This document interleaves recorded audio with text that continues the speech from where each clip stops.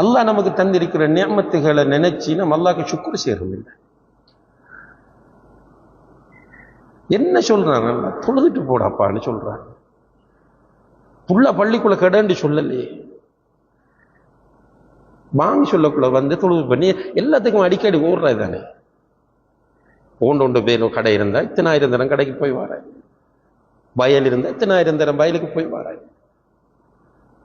நீ ஒரு நாளைக்கு 5 தடவை, அதுவும் பாருங்க அல்லாஹ்வோட பிளானிங்க.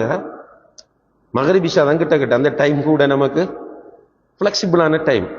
இப்போ லுஹர் தொழுகைன்றது நம்மளோட வேலையெல்லாம் முடிஞ்சதுக்கு பிறகுதானே.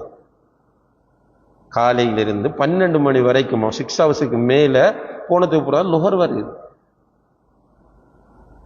அப்போ அல்லாஹு தஆலா நம்முடைய இயல்புகளையும் நம்முடைய சூழ்நிலைகளையும் கருத்தில் கொண்டுதான் கடமையும் தந்திருக்கிறான். ஆனால் நம்ம மனச்சாட்சியும் இல்லாமல் நன்றி உணர்வும் இல்லாமல் நடக்கிறோம்டா தப்பு இல்லை. சொல்றேன். அல்லாஹ் என்னையும் உங்களையும் பாதுகாக்க வேண்டும்.